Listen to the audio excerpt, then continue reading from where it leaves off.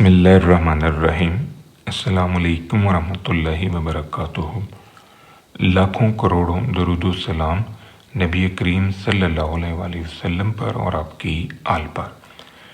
इस video lecture में हम बेटा डिस्कस करेंगे sign test for paired observations. बड़ा इम्पोर्टेंट टॉपिक है, इससे रिलेटेड अक्सर पेपर में क्वेश्चन आता है। फर्स्ट ऑफ ऑल हम इसका टेस्टिंग प्रोसीजर डिस्कस करेंगे, उसके बाद फिर इससे रिलेटेड न्यूमेरिकल पे बात होगी। हमारा जो टेस्टिंग प्रोसीजर है ये 5 स्टेप्स पर मुश्तमिल है। सबसे पहला स्टेप हमारा नल और अल्टरनेटिव हाइपोथेसिस की कंस्ट्रक्शन का है। नल हाइपोथेसिस में ये 3 ऑप्शंस हैं, इन तीनों ऑप्शंस में इक्वलिटी साइन होल्ड कर रहा है। ये वाला हम नल हाइपोथेसिस यूज़ कर सकते हैं फॉर एट लीस्ट स्टेटमेंट्स के लिए, और ये एट मोस्ट के लिए, ये वाला इक्वलिटी के लिए या यूनिफॉर्म परफॉर्मेंस के लिए। अल्टरनेटिव हाइपोथेसिस जो है ये नल हाइपोथेसिस का कॉम्प्लीमेंट है। नल हाइपोथेसिस की अपोजिशन को हम अल्टरनेटिव हाइपोथेसिस कहते हैं और इसमें इक्वलिटी साइन होल्ड नहीं करता। हर सवाल में हमें अल्फ़ा की वैल्यू दी जाएगी। अगर किसी क्वेश्चन में अल्फ़ा नहीं दिया जाता तो हम अपनी तरफ से 5% यूज़ करेंगे। ये प्रोबेबिलिटी है कमिटिंग टाइप 1 एरर। इसको हम साइज़ ऑफ टेस्ट भी कहते हैं, इसे डिग्री ऑफ डाउट भी कहा जाता है। टेस्ट स्टेटिस्टिक में 3 हमारे पास ऑप्शन हैं। अगर हमारा सैंपल का साइज़ 10 से छोटा है तो फिर ये हम टेस्ट स्टेटिस्टिक यूज़ करेंगे, और अगर सैंपल साइज़ 10 से बड़ा है तो फिर इन 2 में से कोई एक हम यूज़ कर सकते हैं। इसके बाद है क्रिटिकल रीजन। तो क्रिटिकल रीजन में अगर हमारा अल्टरनेटिव हाइपोथेसिस जो है वो नॉट इक्वल का है तो फिर हमारा जो क्रिटिकल एरिया है वो दोनों साइड पर फॉल कर रहा है, यानी लेफ़्ट टेल भी है, राइट टेल भी है। और अगर अल्टरनेटिव हाइपोथेसिस हमारा वन साइडेड है, ग्रेटर देन या लेस देन के सिंबल में, तो फिर इसे हम वन टेल टेस्ट कहते हैं। और यहाँ हमारा जो क्रिटिकल रीजन है वो या तो राइट टेल पर है या फिर वो लेफ़्ट टेल के ऊपर है। ये वैल्यू जो है ये हमें साइन टेस्ट के टेबल से मिलेगी, और इसको फिर हम इस टी की वैल्यू से कंपेयर करेंगे। यहाँ पर टी जो है ये मिनिमम साइन है, चाहे वो पॉजिटिव है चाहे वो नेगेटिव है। देन हमने रिज़ल्ट लिखना है। रिज़ल्ट लिखते हुए हम ऑब्जर्व करेंगे कि ये हमारी सेंट्रल कंडीशन जो है ये पूरी हो रही हैं कि नहीं हो रही। अगर सेंट्रल कंडीशंस पूरी होंगी तो हम अपने नल हाइपोथेसिस को रिजेक्ट कर देंगे, अदरवाइज़ हम नल हाइपोथेसिस को एक्सेप्ट करेंगे।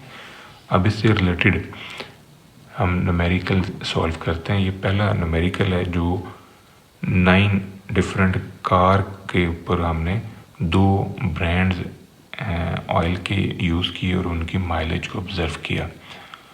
तो ये जो उनकी माइलेज परफॉर्मेंस है, हम ये स्टडी करना चाहते हैं कि ये यूनिफॉर्म है फॉर बोथ ब्रांड्स ऑयल। तो हमारा जो नल हाइपोथेसिस है वो आएगा इक्वलिटी के सिंबल में, क्योंकि परफॉर्मेंस को हम यूनिफॉर्म ऑब्ज़र्व कर रहे हैं। अल्टरनेटिव हाइपोथेसिस होगा not equal level of significance 5%। Test statistic, ये टेस्ट स्टेटिस्टिक हम यूज़ कर रहे हैं क्योंकि हमारा जो सैंपल साइज़ है वो 10 से छोटा है। अब ए में से जब हमने बी निकाला, ए की वैल्यू में से बी निकालें तो जो उनकी डेविएशन आती हैं उनके साइन ये आ रहे हैं। अब इनमें से हमने पॉजिटिव और नेगेटिव साइंस को काउंट किया तो पॉजिटिव साइन 6 हैं, नेगेटिव साइन हमारे 3 हैं। इन दोनों को सम अप कर लें तो ये 9 है। ये अपने जहन में रखना है कि अगर कोई वैल्यू 0 आएगी तो वो ओमिट हो जाएगी। अब हमारे क्रिटिकल रीजन में हमारा जो टेस्ट स्टेटिस्टिक है उसकी वैल्यू हमारे पास आ रही है 3, क्योंकि मिनिमम साइन जो है वो 3 है। According to this formula minimum value हमारे पास 3 है तो टी हमारा होगा 3। अब हमने क्रिटिकल वैल्यू फाइंड आउट करनी है टेबल से। साइन टेस्ट के टेबल में 5% अल्फ़ा के ऊपर हम ऑब्ज़र्व करते हैं 9 की वैल्यू। तो ये मेरे पास साइन टेस्ट का टेबल है।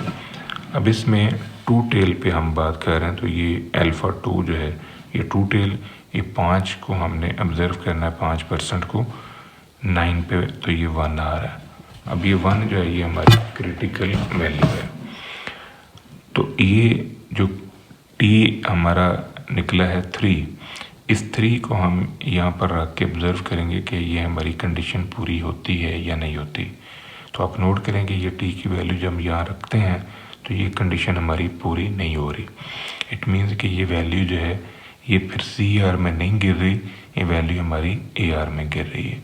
तो AR में आने की वजह से हम अपने नल हाइपोथेसिस को रिजेक्ट नहीं करेंगे, हम उसे एक्सेप्ट कर लेंगे।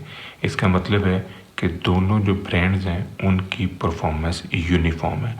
अब इससे रिलेटेड ये एक क्वेश्चन मैंने आपको प्रैक्टिस के लिए बेटा दिया है। 2 ट्रेनिंग टेक्निक्स हैं जिनको हमने ऑब्ज़र्व किया है स्टूडेंट्स की परफॉर्मेंस को एवेल्यूएट करने में।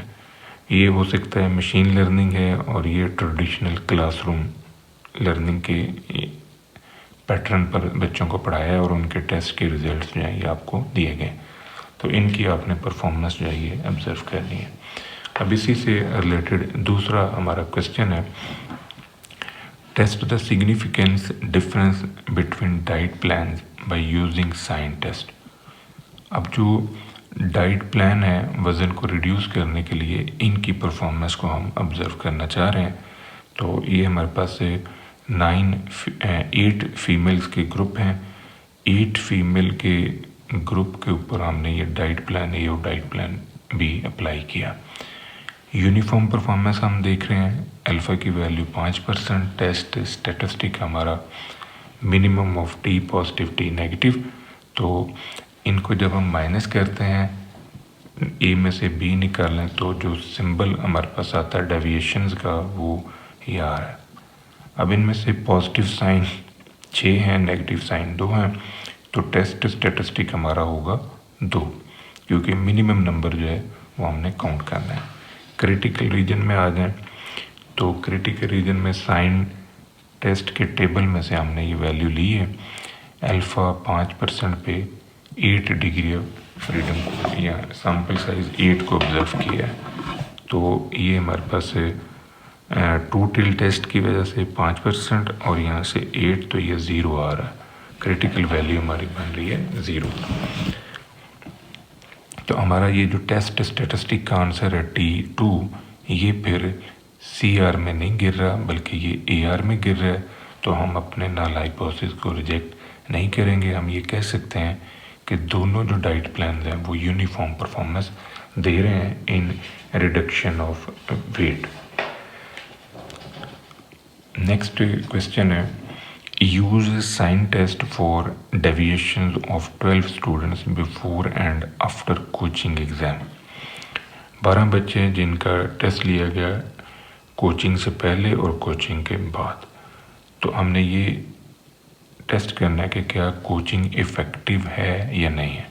अगर कोचिंग इफ़ेक्टिव है तो इट मीन्स कि फिर जो आफ्टर कोचिंग रिजल्ट्स हैं वो बेटर परफॉर्मेंस देंगे।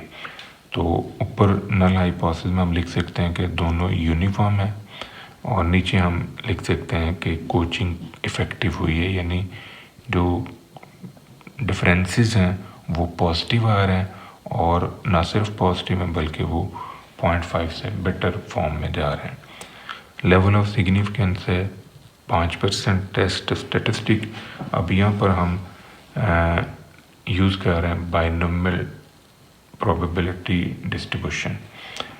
तो ये हमारे पास बाइनोमियल का फंक्शन है फॉर लार्ज सैंपल।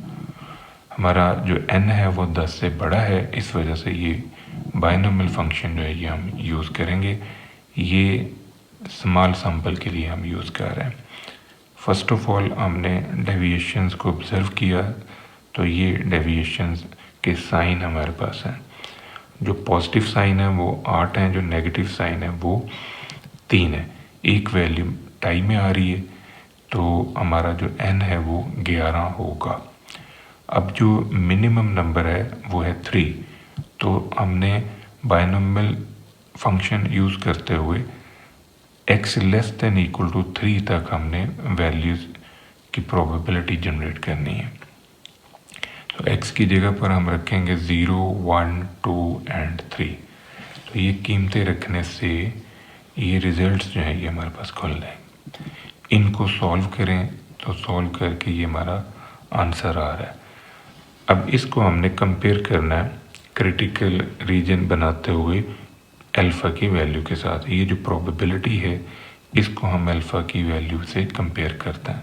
जब ये वैल्यू हम यहाँ पर रखते हैं तो आप नोटिस करें कि ये कंडीशन पूरी नहीं हो रही, तो हम अपने नल हाइपोथेसिस को रिजेक्ट नहीं करेंगे, हम उसे एक्सेप्ट कर लेंगे।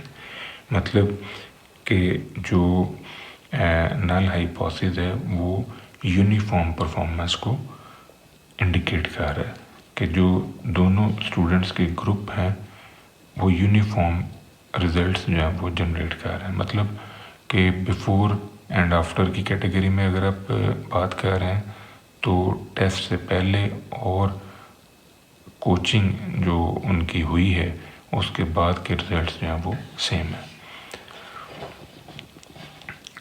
इसी सवाल को हम दूसरे मेथड से भी कर सकते हैं। चूँकि हमारा n जो है वो लार्ज है तो यहाँ पर हम बायनॉमियल की जगह स्टैंडर्ड नॉर्मल डिस्ट्रीब्यूशन भी यूज़ कर सकते हैं।